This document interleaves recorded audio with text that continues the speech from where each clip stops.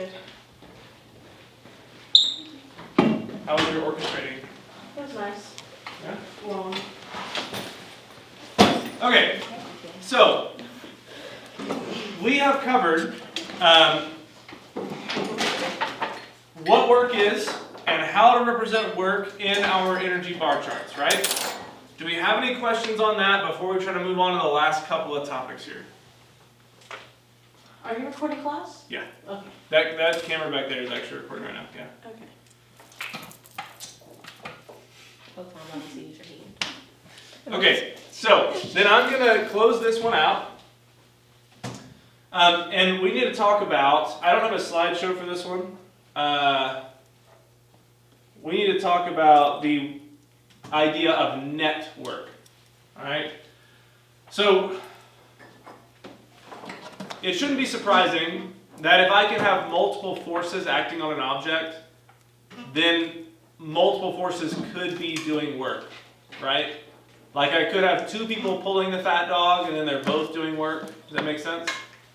Or, maybe I have that I'm dragging something along so that I'm doing positive work on it, but that there's friction that's resisting the motion, and so that friction is doing negative work on it.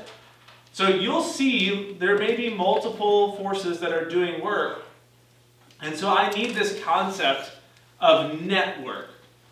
We've seen that word net before with force. What did net force mean? What? Like the combination, the sum of the forces? The sum of the forces. So when we say net work, we mean the sum of the work. So we look at the work done by everything and we add it all together. Now, there's a bit of an interesting thing that happens if you kind of like think about that for a minute. I think it's easiest to show you algebraically, so I'm going to walk you through that. Imagine with me that me and my infinitely many friends all choose to try and work together to drag a really heavy object. Okay? And I want to calculate the net work done. So the net work done by me and all of my friends is going to be equal to the work done by me plus the work done by one friend plus the work done by another friend plus the work done by another friend, and so on and so forth, right? We okay with this? So that means that the easiest way, or at least the most obvious way, to calculate net work is to take the work done by everything and add it all up together. Cool with that? Okay. Now each of these works could be calculated by taking the force that that person applies and multiplying by the displacement, right? So this could be force 1 times displacement plus force 2 times displacement plus the nth force times displacement. You following me so far here? Okay. Do you agree that it's true that all of these d's are the same? Because we're all dragging the object the same distance?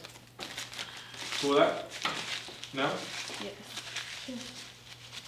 Well, don't say sure if you're not sure. Like if you say so.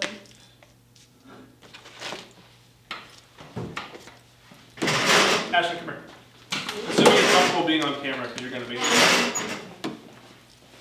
Stand over there. I'm going to pull on the desk. I want you to push the desk. Right? Hold on. Before we do it, do you agree that Ashlyn is going to do work on the desk and I'm going to do work on the desk? Okay. Stop. How far did I push the desk? Pull the desk. You were pulling? Yeah. How far did I pull it? What do you mean? Just guess. A Guess a couple number. feet? A couple feet. How far did Ashlyn push the desk? A couple feet? It's the same, right? I thought you meant like the amount of force y'all are applying to the desk is the same. I'm like, well, how do you know?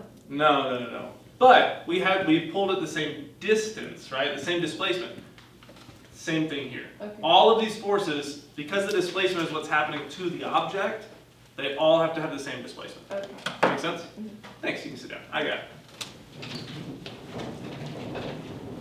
Okay, so if all of these d's are the same, then I can factor those out, right?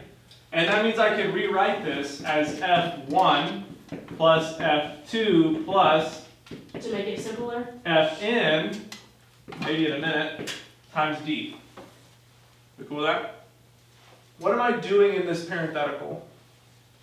you're like factoring out, That's what I did to get the parenthetical. What am I doing inside the parenthetical? adding, I'm adding up all the forces, right? How do I represent that I've added up all the forces? A plus sign?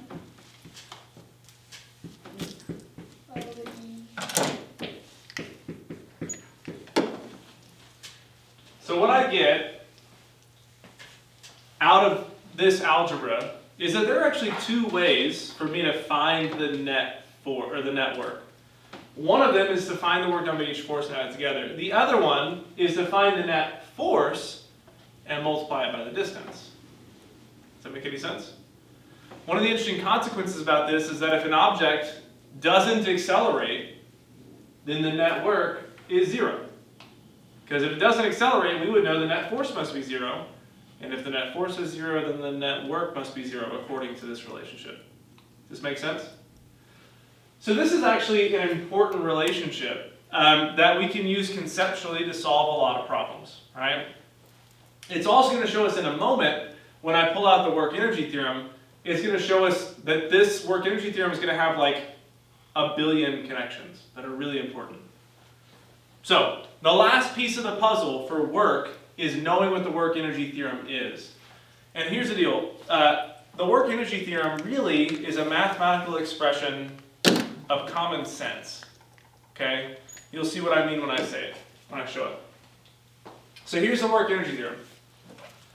It's that the net work is equal to the change in kinetic energy.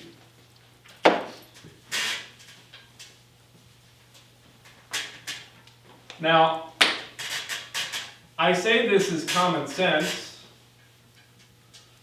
because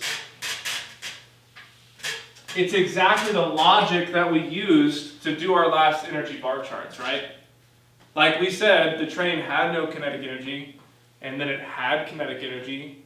So the change in kinetic energy must have been the same as the work done in between. If we